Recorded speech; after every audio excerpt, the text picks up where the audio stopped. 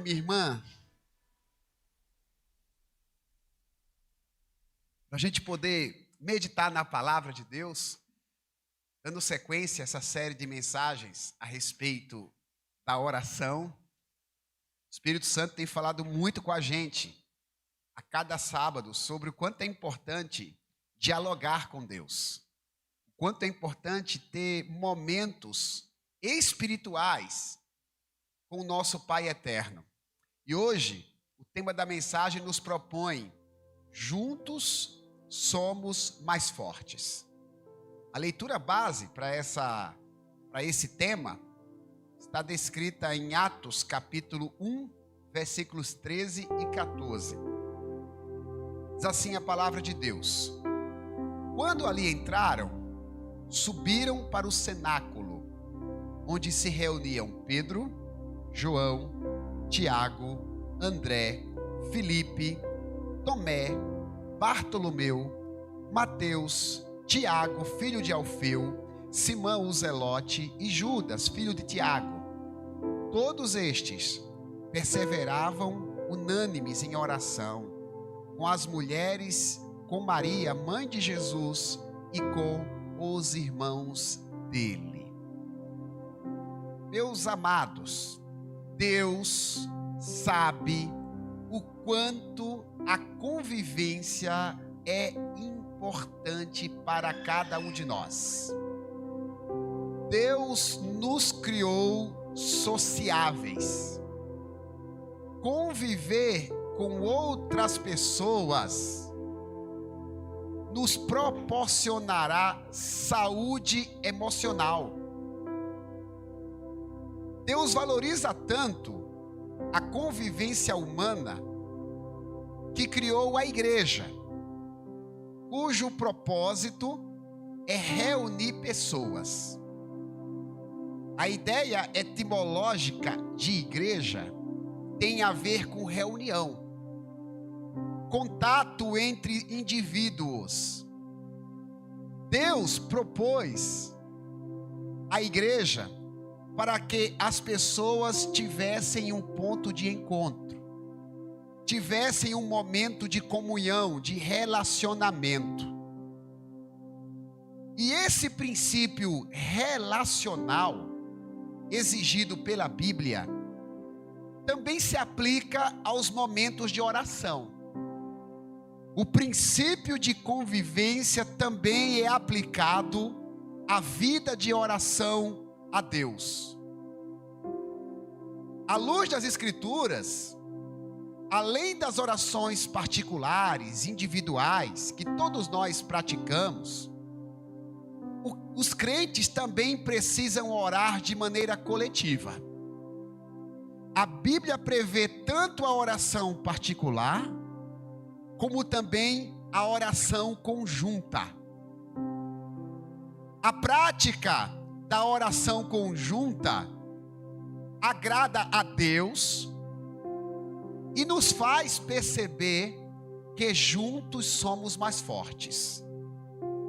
Quando nos reunimos para dialogar com o Criador, o seu coração, o coração do Pai, se alegra. Mas nós que participamos desse momento, passamos a perceber o quanto é preciosa a união e que juntos nós somos mais fortes. O livro de Atos dos Apóstolos descreve alguns momentos de orações comunitárias. Os 28 capítulos desta porção das Sagradas Escrituras, chamada de Atos dos Apóstolos, descrevem algumas partes, alguns momentos, algumas situações, onde os servos de Deus se reuniram para conversar com o Senhor. O versículo 13, por exemplo, faz questão de destacar nominalmente quem estava participando desse momento de oração coletiva. Vai aparecer na tela o versículo 13 de Atos capítulo 1, que diz o seguinte: quando ali entraram, subiram para o cenáculo, onde se reuniam. Presta bem atenção nessa palavra.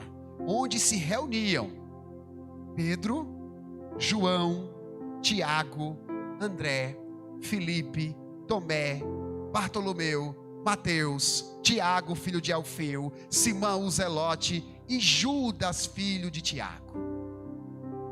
A Bíblia diz que essas pessoas e outras estavam em um determinado lugar reunidas para conversar com Deus, reunidas para orar. E esse versículo nos apresenta uma grande verdade espiritual, embora ela seja simples.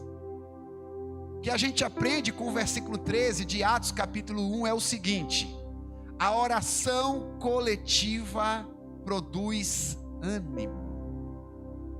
A oração coletiva nos anima.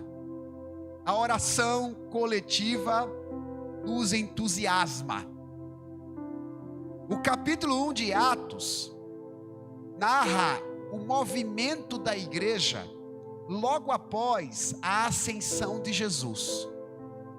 Segundo os evangelhos, Jesus morreu, passou 3 dias e 3 noites na sepultura, e após esse período ressuscitou e deu provas infalíveis de que estava vivo. Para os irmãos terem ideia, Jesus passou 40 dias entre os homens. Jesus apareceu comendo, Jesus apareceu conversando, Jesus apareceu andando. Mas nos primeiros versículos de Atos capítulo 1, Jesus faz um discurso de despedida. O mestre, por diversas vezes, tinha dito que voltaria para o Pai. E os seus pupilos deveriam continuar a obra de Deus sem a sua presença física, sem a sua presença corpórea. Enquanto Jesus faz o seu discurso de despedida, a Bíblia diz que o mestre literalmente flutua. E aos poucos é ascendido aos céus, até desaparecer. Jesus volta para o Pai. A partir daquele momento, os discípulos deveriam continuar a missão sem a presença física do mestre. É exatamente aí que eu e você passamos a fazer parte dessa história. Porque a partir daquele instante, a igreja se torna um povo conduzido pelo Espírito Santo, sem a presença física do seu Salvador. Isso tem tudo a ver com a gente. Nós somos um povo conduzido pelo Espírito Santo, sem a presença física do nosso mestre. Nós não tivemos o privilégio de tocar nas mãos do nosso Salvador, de abraçá-lo. O que nós fazemos é por fé. E a partir desse momento da história, a igreja exercia o seu papel, assim como eu e você. Assim como eu e você fazemos hoje aqui nesse templo. Os discípulos não tinham mais a presença corpórea do mestre, mas eles precisavam cumprir a missão. E olhando para os demais versículos do primeiro capítulo de Atos, a gente descobre que aqueles irmãos compreenderam que o projeto de Jesus incluía o ajuntamento, que eles precisariam se reunir para orar, porque o versículo 13 diz que eles entram em um determinado recinto. O versículo 13 começa dizendo que eles entraram. São várias pessoas citadas. Cada uma delas tinha a sua casa, tinha o seu lar, tinha a sua família. Mas logo após a ascensão de Jesus, eles vão para o mesmo lugar. Por que cada um não foi para a sua casa? Por que cada um não foi para a sua residência? Por que cada um não cultivou a sua fé individualmente? Esses irmãos estão nos ensinando que a fé em Jesus precisa ser praticada de maneira coletiva. Embora a responsabilidade da salvação seja individual, a salvação não é individualista. O nosso contato com Deus precisa ser conjunto, precisa ser coletivo. Todas as vezes que a Bíblia fala da volta de Jesus, Jesus é citado como alguém que vem buscar um povo, que vem buscar a igreja. Jesus não vem buscar uma ou outra pessoa. A oração coletiva, ela surge nesse contexto, onde os discípulos de Jesus se reuniam para orar, para conversar conjuntamente com Deus. Eles compreendiam que o compromisso de fazer a obra de Deus deveria ser feito acompanhado por outros irmãos espirituais. Por diversas vezes você vai encontrar no Novo Testamento os irmãos se reunindo para orar. A súplica coletiva, meus irmãos, é endossada pelas Escrituras. No livro de Crônicas, mais precisamente o segundo livro, no capítulo 7, versículo 14, fala sobre a oração coletiva. Quando Deus se dirige ao povo de Israel dizendo: se meu povo que se chama pelo meu nome me buscar e orar. Deus tinha uma expectativa de que os seus servos se reunissem para fazer um clamor conjunto, um clamor coletivo. Em Atos capítulo 4, a igreja primitiva vive um momento de perseguição. Os irmãos estavam sendo ameaçados pelas autoridades para não pregarem mais o evangelho. Naquela altura, a igreja tinha cerca de 5.000 membros, 5.000 pessoas. E eles se reúnem no mesmo lugar e começam a conversar com Deus. Atos capítulo 4, 24 diz que eles oraram numa só voz. A oração foi coletiva. Eles oravam a Deus ao mesmo tempo.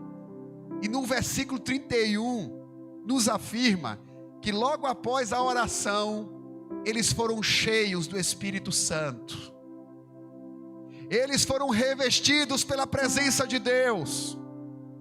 O poder foi tão profundo, que o lugar aonde eles estavam reunidos estremeceu. Literalmente houve um terremoto.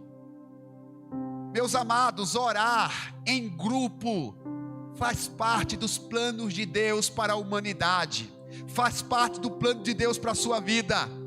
Tanto no Antigo como no Novo Testamento, há um incentivo divino para que as pessoas façam reuniões de oração. Esse clamor conjunto, ao longo da história, proporcionou diversas experiências sobrenaturais. Nós vamos encontrar na Bíblia situações que o povo orou de forma conjunta e Deus se revelou. Deus se revela quando a gente se reúne para conversar com Ele. Deus se revela no meio do ajuntamento, no meio da multidão que busca a Deus. Os céus se abrem. Um dos acontecimentos mais marcantes no Novo Testamento aconteceu num ajuntamento, lá em Atos capítulo 2, quando os discípulos estavam em Jerusalém, reunidos. A Bíblia diz que ouviu-se do céu, repentinamente, barulho, parecido como um vento veemente e impetuoso. E aquele barulho sobrenatural tomou conta da casa onde eles estavam reunidos. E todos foram cheios do Espírito Santo. E a Bíblia diz que eles passaram a falar noutras línguas. Em meio à oração conjunta, Deus derrama o Espírito Santo. Enquanto o Espírito Santo é derramado, as pessoas que caminhavam em Jerusalém, elas são atraídas. E surge o dom da interpretação das línguas, onde aquelas pessoas entendem os discípulos de Jesus falarem das grandezas de Deus nos seus próprios idiomas. Foi um mover espiritual tão tremendo que quase 3.000 pessoas se arrependeram dos seus pecados. Uma experiência profunda que aconteceu durante oração coletiva. Precisamos, irmãos, orar com outros indivíduos. Não basta aquela oração isolada, aquela oração particular, que tem o seu valor, que tem a sua valia. Precisamos nos reunir com outras pessoas. É por isso que estamos aqui na igreja sábado, para cumprir esse propósito. É um propósito do Mestre. Precisamos orar com outras pessoas. Além de ter a aprovação de Deus, a oração coletiva gera uma sensação de apoio moral e espiritual. Meus amados, ver gente ao nosso lado, buscando a Deus do mesmo modo que buscamos, é motivador.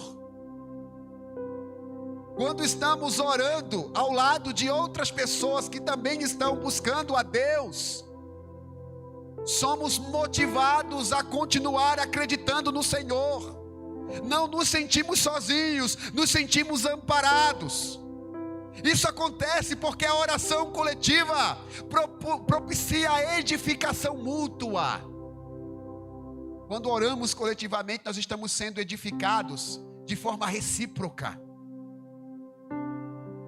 Na oração coletiva, os dons de Deus são manifestados.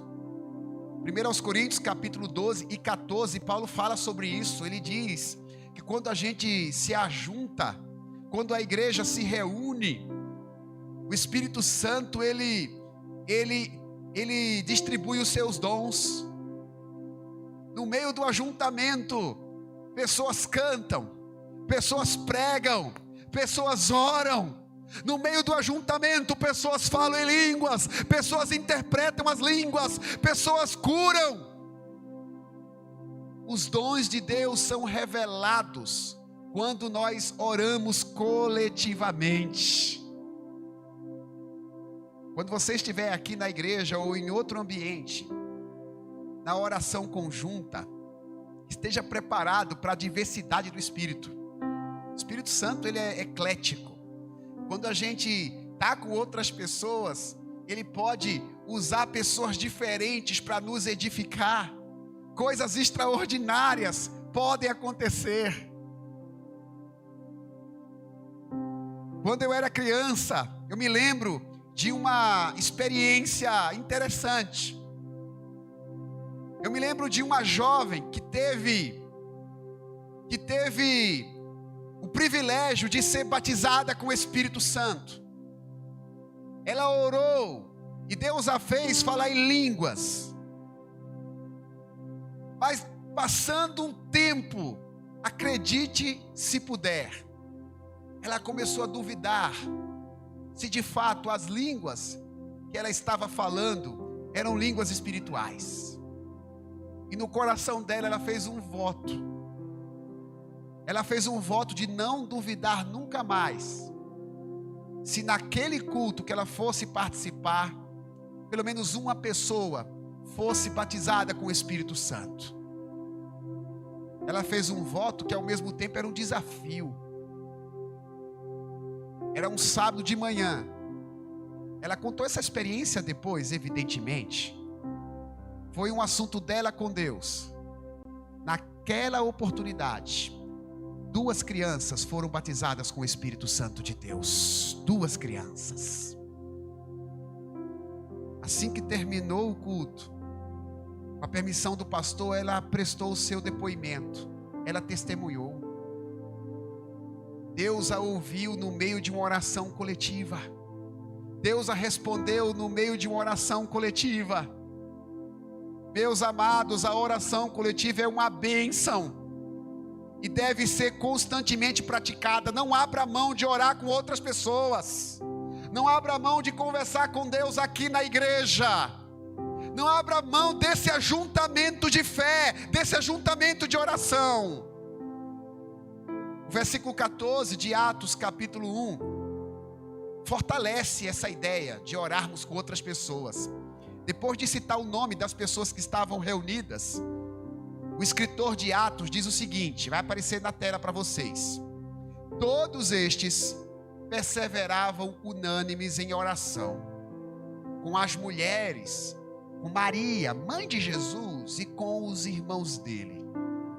Aprendemos com esse versículo a seguinte verdade: a oração coletiva revela a grandeza de Deus.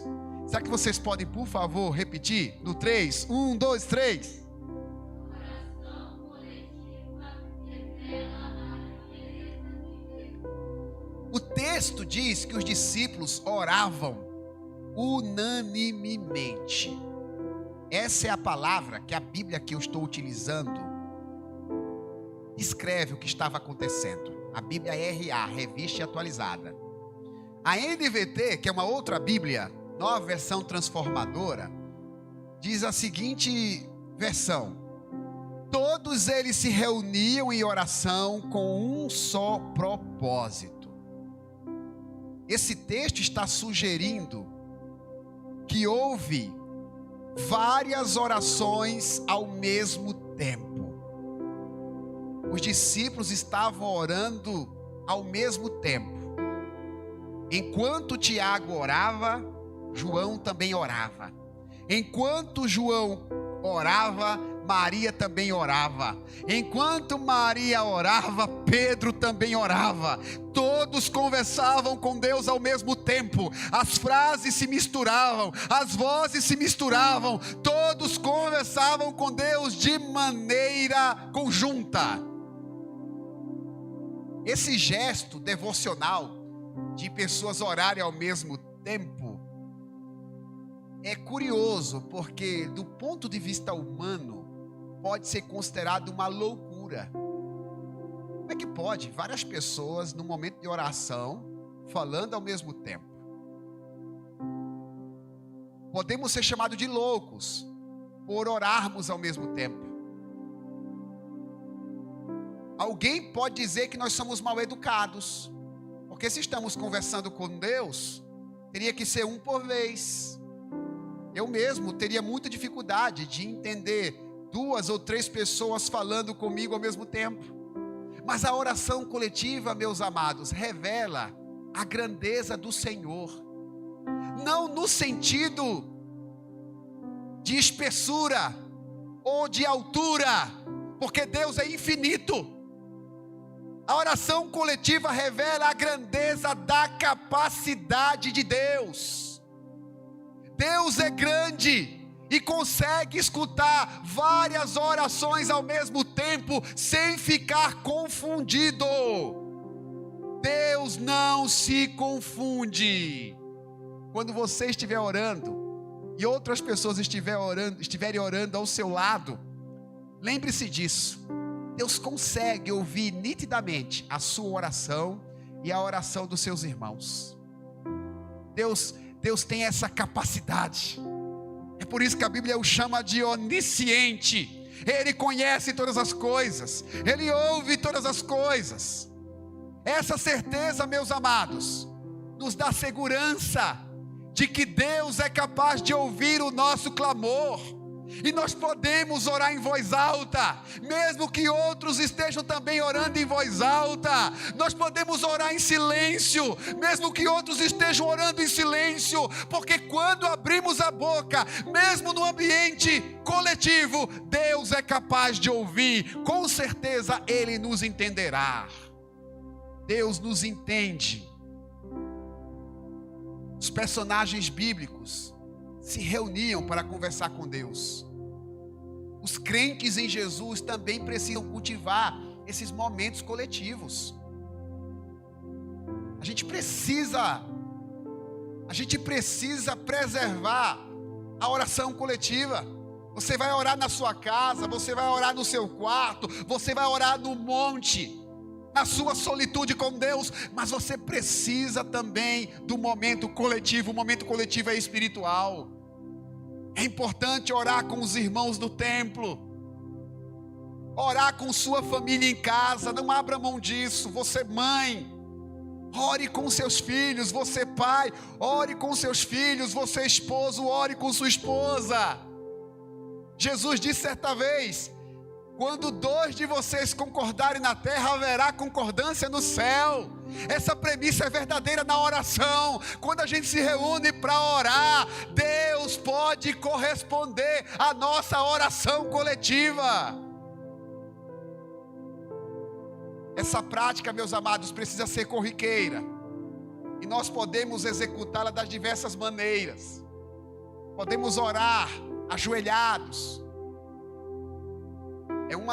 É um dos costumes dos servos de Deus na Bíblia, a oração de joelhos. Mas por favor, não sacramentalize esse método. Isso não quer dizer que Deus ouve somente a oração de quem se ajoelha, porque a Bíblia tem casos de pessoas que oram em pé e Deus as ouve. Você pode orar com outros irmãos ajoelhados. Você pode orar com outros irmãos em pé. Um outro costume bíblico é a oração de mãos estendidas. O crente em Jesus pode diversificar, mas não pode abrir mão de orar com outras pessoas, porque quando todos oram juntos, a alegria toma conta dos corações e a fé é multiplicada. Quando estamos participando de uma oração coletiva, o nosso coração ele é tomado de uma alegria sobrenatural, e a fé ela é multiplicada. Lembre-se disso. Reuniões de oração promovem reciprocidade espiritual. Os ânimos de quem participa de uma oração coletiva são mutuamente renovados. A oração de uns contagia outros, e Deus se revela no meio do povo. Eu e você temos que orar coletivamente, orar sem cessar. Amados, a oração é a nossa forma de conexão com os céus. E Deus está nos lembrando por meio dessa palavra que podemos orar com outras pessoas ao mesmo tempo e Ele vai nos ouvir.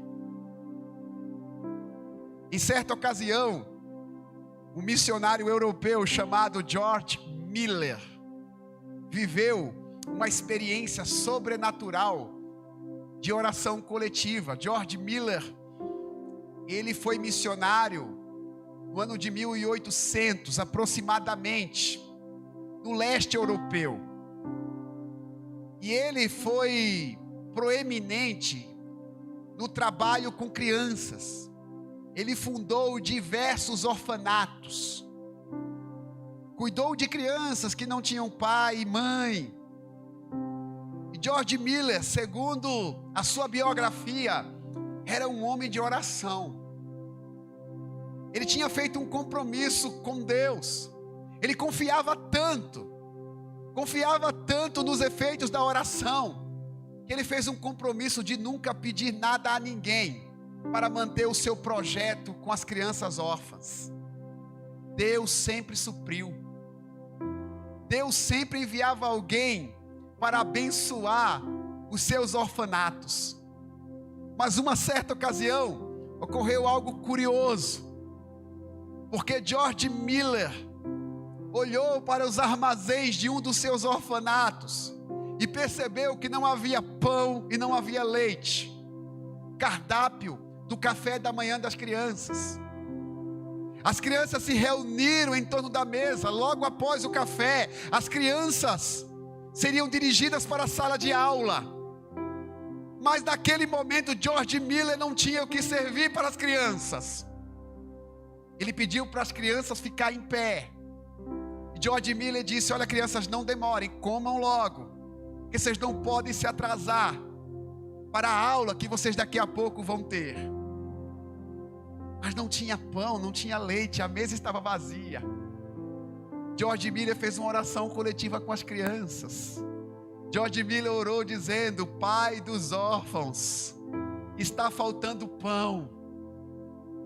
Pai dos órfãos, nós te agradecemos pelo alimento que o Senhor vai colocar à mesa para nós comermos.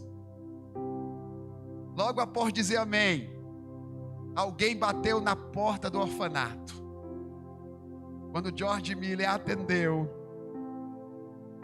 uma pessoa estava dizendo o seguinte: olha, eu sou o padeiro aqui do bairro, e de madrugada eu não consegui dormir.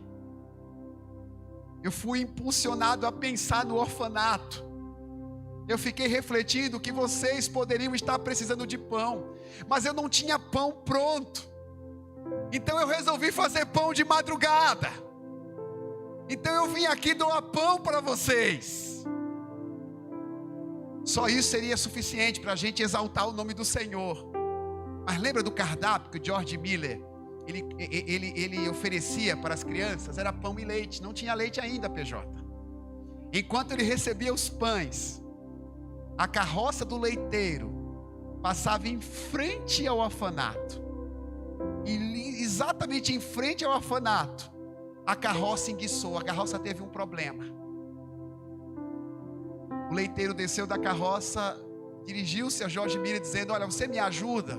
Eu lhe prometo, se você me ajudar a desenguiçar minha carroça, resolver o meu problema mecânico, eu ofereço alguns litros de leite aí para o seu orfanato.